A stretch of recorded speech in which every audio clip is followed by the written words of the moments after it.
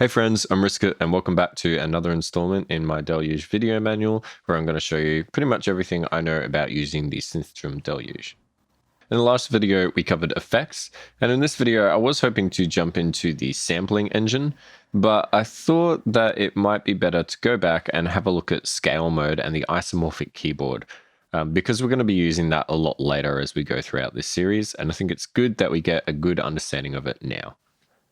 So I've just switched my Deluge on and it's defaulted with a synth clip and patch 0.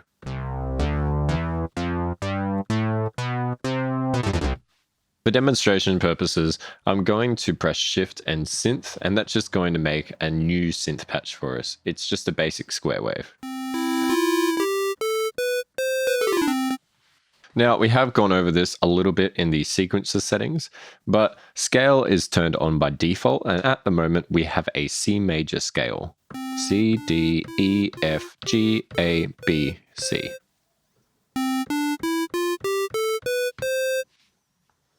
We can see our root note is illuminated, and if we scroll up and down, we can go up and down different octaves.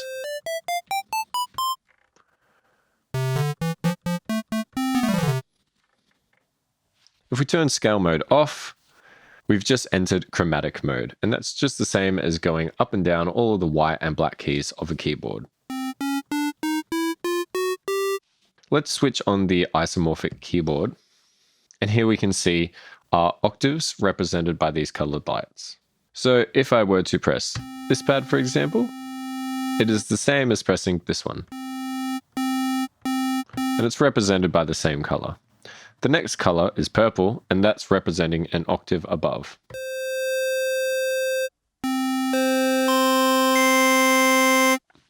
So if we go along this, we can see different things illuminate as we press them. C, C sharp, D, D sharp, E. Now we can see that this one stops here, and that would encourage us to move up here.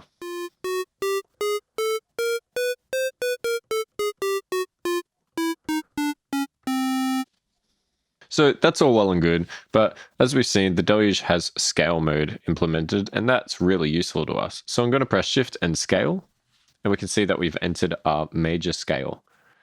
Now, I hope that it's visible on the camera, but some of these pads are slightly brighter than the others, and those are the root notes that we were able to see when scale mode was turned off. Now, the black keys are represented by being switched off.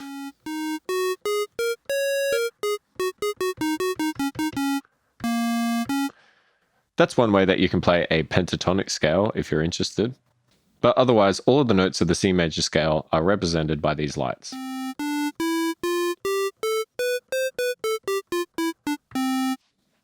We can move around the isomorphic keyboard layout as well.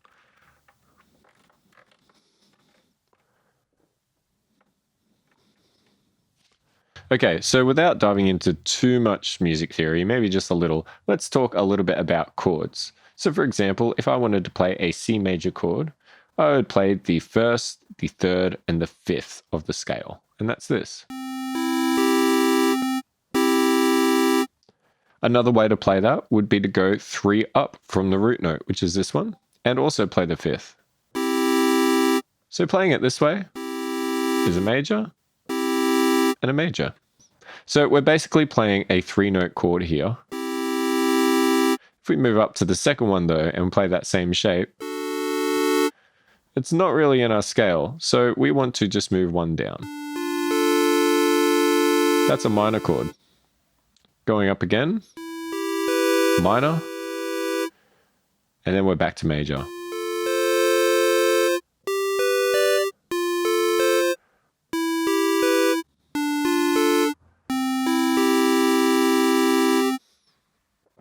If you're more comfortable, you might want to play it the other way. So it's kind of just an inversion.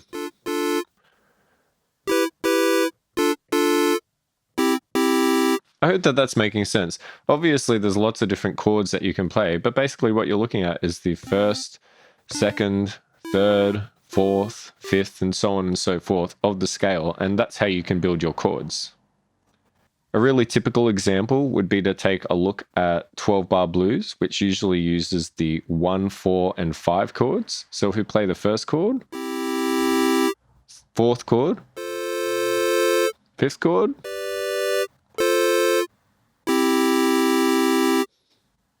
now let's press shift and scale and move into minor mode.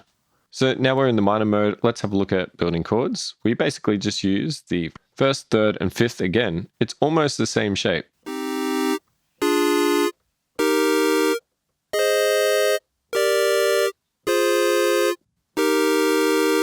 So you can get really creative with this, and being able to play with both your left and right hand can sort of, get you some sweet melodies.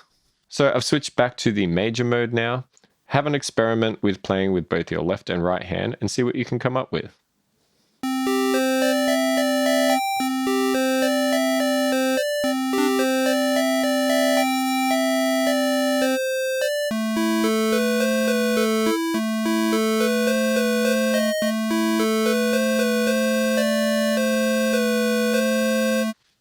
Bit sloppy, but you get the idea. Now we already know that there are other scale modes in here, and I don't want to get too heavily into music theory, but as an example, major is going to sound nice and happy. Minor is going to sound rather sad.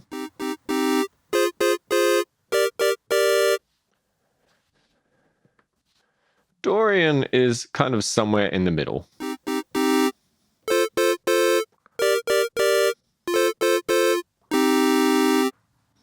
Phrygian, as an example, can sound rather Middle Eastern and dark, but it's also really useful for making like a lot of sort of deep house and techno grooves.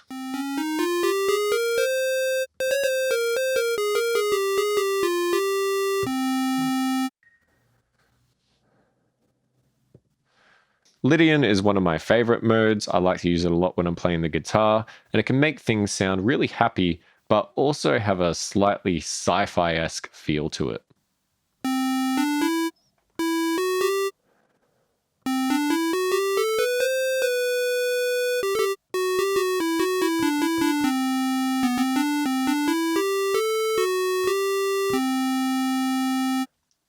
It's really fun to mess around with. Mixolydian is another one that's kind of more upbeat and happy, but I would say it's just a little less mysterious than Lydian. That note being really the key difference in what separates it from the major scale.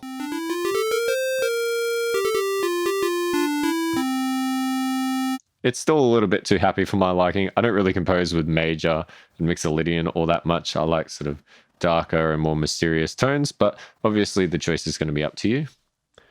And then finally we have Locrian, and I never use Locrian, and I don't think there are that many musicians that do unless they're really trying to challenge themselves. I think a couple of examples I can think off the top of my head is there's a Metallica song that uses Locrian, maybe a King Gizzard and the Lizard Wizard song, and definitely a Bjork song out there. The real reason that Locrian is kind of weird is the last note in the scale sounds kind of off.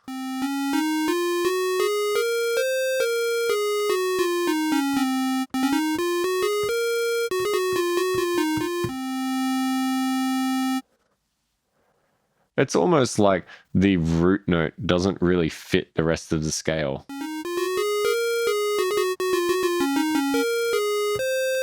Like, yeah, I'm not really sure I gel with it, but obviously it's got its use cases and that's why it's in there.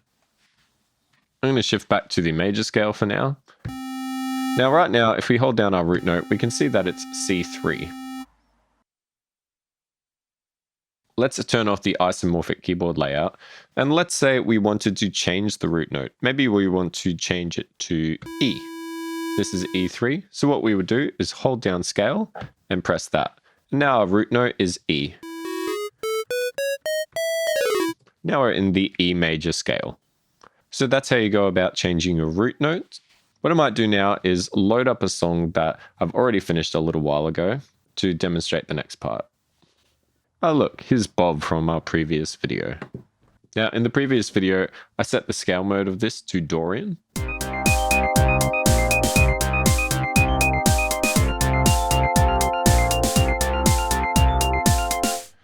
Let's open up one of our synth tracks and we'll start switching the scales. What you'll notice is that the Deluge will reorganize notes to best fit the new scale that you have selected. So we're in Dorian. Let's go for Phrygian.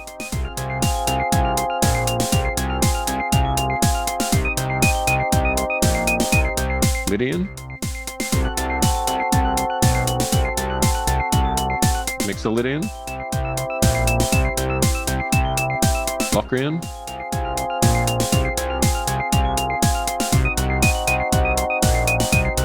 And major.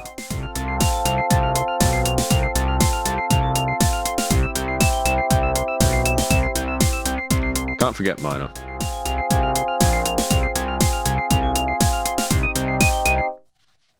So if we turn off scale mode, you'll see that we get access to the full octave.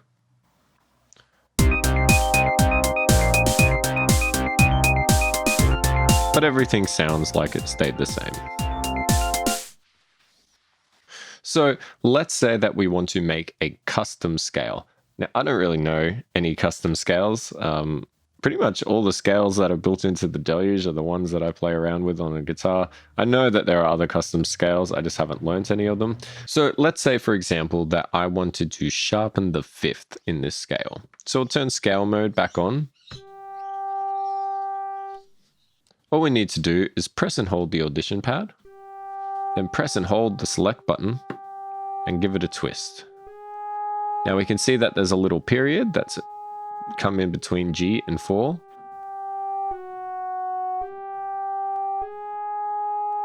And see that flashing scale mode? That means that we can't push it any higher because it's going into the next note. So now this might sound terrible, but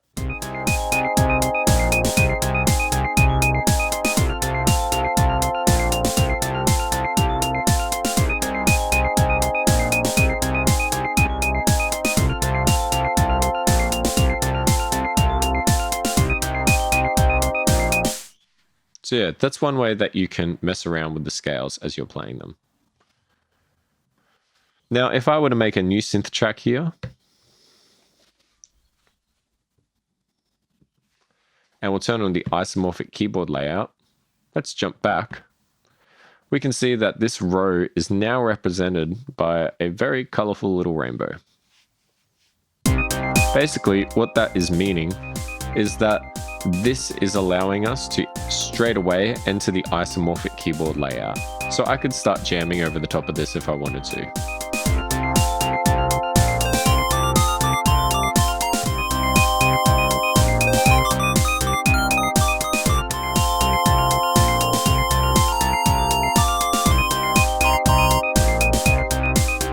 You get the idea. Now, obviously, we can still enter in note information. So if I turn this off, we'll zoom in, hold down a note. So that note will forever be playing. I can still enter isomorphic keyboard layout. We can see though in song view that only the note is visible now. So if we enter that, we can still play over the top of it.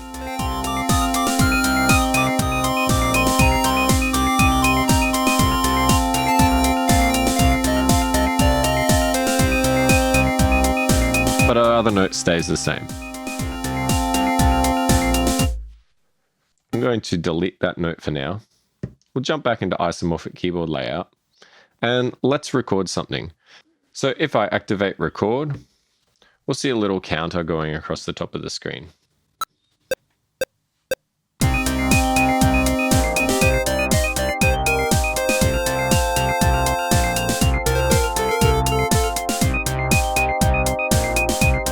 Now, I stopped recording a little bit too late there, so we can always just go in and shorten this bar.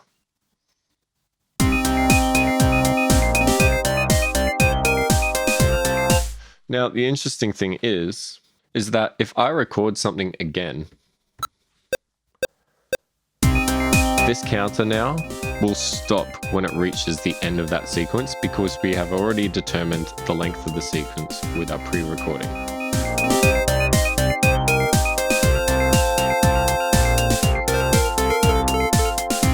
So previously that counter was red and that was just showing that it was going to infinitely keep on playing. But now it is white saying that there is a fixed length and this is the fixed length. So let's record something over the top of that.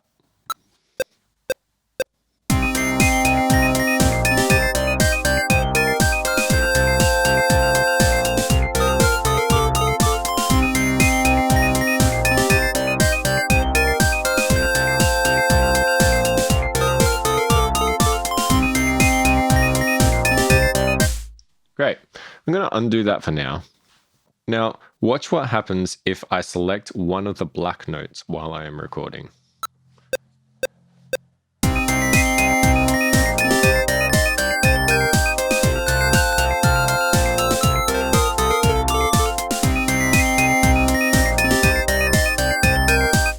So now we can see that we have a lot more colored squares, and that's because we've selected notes that weren't previously a part of our scale.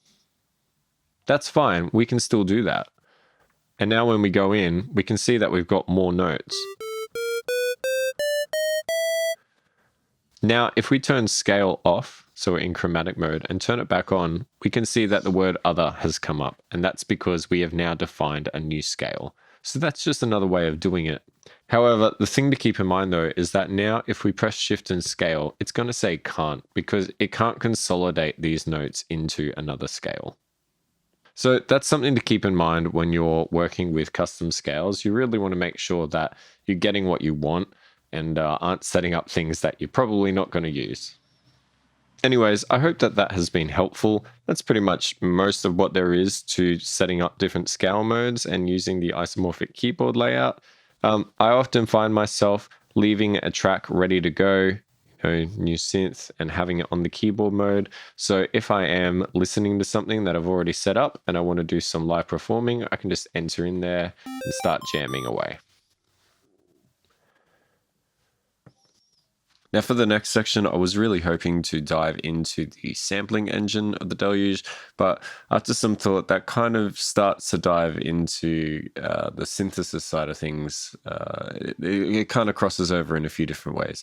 So basically, I think for the next video, we're going to jump straight into the arranger mode, and then that will pretty much cover everything there is about building songs and building a track, and then we can finally jump into sampling. Anyways, that's all I have time for today. Hit the like if you like, and if you don't, tell me why. Please subscribe, and I'll see you in the next one. Cheers.